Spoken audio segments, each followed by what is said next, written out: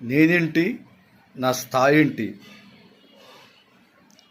నేను బ్రతుకుతున్న బ్రతుకు విధానం ఏంటి, ఎంత గొప్ప స్థాయిలో ఉన్నాను, నేను నా క్వాలిఫికేషన్ ఏంటి, నేను చదివిన చదివి ఏంటి, నేను ఆ ఉద్యోగం చేయాలా, నేను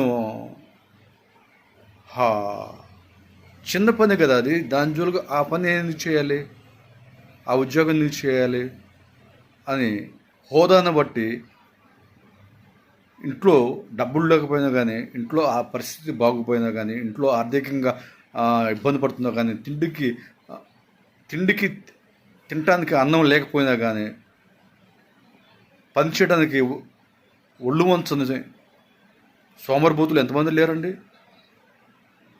వాడు హోదా గొప్పదంట, ఇంట్లో పరిస్థితి బాగలేదు కానీ తగిన ఉద్యోగం కావాలి. నువ్వు నిజమైన దేవుని బిడ్డవైతే నీ హోదాను చూసుకొని నా హోదా ఉద్యోగం కావాలని అనం కష్టపడి పనిచేస్తుంది. ఎక్కడైనా సరే నీ చేతికి అందిన పనిని, నీ చేతికి దొరికిన పనిని నువ్వు ఆస్వాదిస్తావు. ఆ పనిని నువ్వు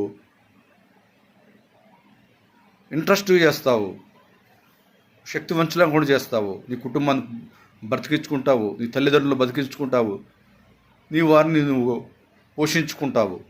అంతేగాని నా హోదా బట్టి ఆనాడు నయమాను అలానే ఎర్రవీగాడు, సిరియా దేశపు రాజు అలానే ఎర్రవీగాడండి. నా హోదా ఏంటి, నా పరిస్థితి ఏంటి, నేను అతని పిలిచి అక్కడ రావటం ఏంటి? ఆల్రెడీ అతను కలిగి ఉన్నాడు ఏంటండి, అతను ఏం కలిగి ఉన్నాడు? పాపం సాదృశ్యం కలిగే ఒక కుష్ఠరోగం కలిగి ఉన్నాడు. అరికాలు మొదలుకొన్నాడు నెత్తి వరకు. కానీ అతను అనే మాట ఏంటి? అక్కడికి వెళ్ళి యోర్దాను నదికి వెళ్ళి 7 సార్లు మునగాలంట, ముందుకు నీ రోగం తగ్గిద్దంటే ఇతనిలో ఉన్న ఆ యొక్క హోదాను చూసి అహంకారంగా అక్కడనే రావటం ఏంటి? ఈ సిరియా దేశంలో నదులువా, అక్కడికి రావాలా నేను అని గర్వపు మాటలు మాట్లాడాడు. అతను హోదాను చూసుకొని మాట్లాడాడు. కానీ అతను కొన్న కుష్ఠరోగం ఎప్పుడు తగ్గింది?